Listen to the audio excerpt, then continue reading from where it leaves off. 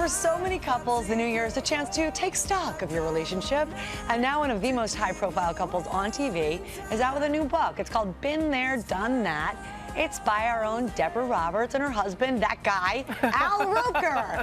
And they give really great advice for couples on how to keep the love alive in your marriage. We had a great time. Take a look. She is an intrepid member of the ABC News family. How important is breaking that cultural barrier? And hardly a day goes by where Deborah Roberts isn't asked, are you really married to Al? You can make the light go. See? No, you're not going to make the light go. Yes, Deb and NBC weatherman Al Roker may at first glance seem an unlikely pair. I want to talk. I want to keep talking. I want to get it all out there. Oh, stop. But don't let these two fool you. We don't like the same foods. We don't really like a lot of the same music. We don't like a lot of the same theater or events. But we love each other very much, and we have a deep and abiding respect and feeling for family. Yes. I think that's what grounds us. They credit that deep and abiding love with their ability to weather life's everyday storms.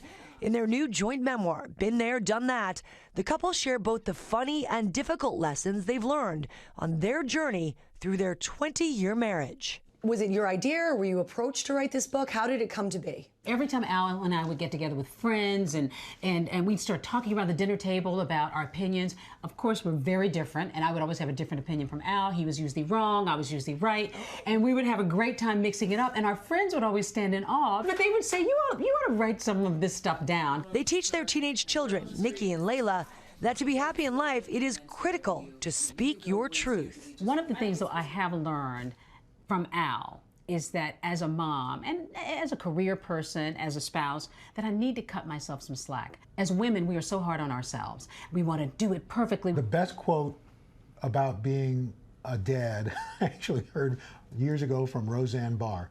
She said, at the end of the day, if the kids are asleep and there's no internal bleeding, I've done my job. You know? In the world of he said, she said, should you wear matching outfits to events? No, absolutely not. Let's define matching outfits, okay?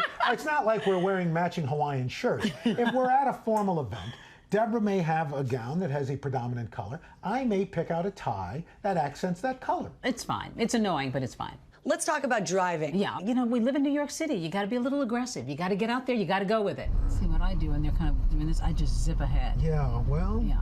I believe in allowing space. And I believe, you know what? I'm going to get there. I'm not in that great a hurry. So Mario Andretti, little old Mr. lady. Magoo. The kids love Magoo. it. The kids love it when I drive. Yeah, they do, because let's face it, who doesn't like being in the Indy 500?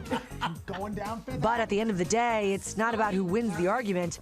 It's all about finding the person you can go the distance with. We couldn't be more different in terms of where we came from, and just, you know, really love, I think, for each other. That's, at the end of the day, that speaks everything. Beautiful. Honestly, forget the book. These two need a comedy show.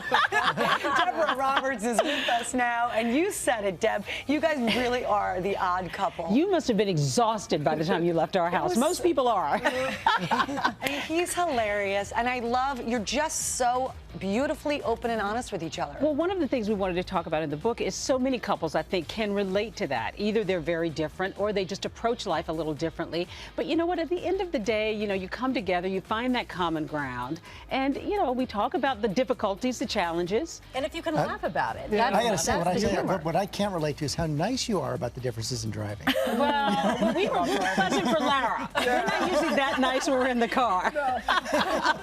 Amber and I have been blessed to be around that dinner table, and you are so right. The way you all go back and forth, but it's so inviting, so warm in your home. And Al can cook. He can cook. He can cook. burn. That's why I won't let him go. We didn't have enough time to get into the whole cooking thing. Exactly. He doesn't want you anywhere near the kitchen. Exactly. That's true. We've gone through that. But you know what? We talk a lot in the book, and we talk about you and advice I've gotten from you.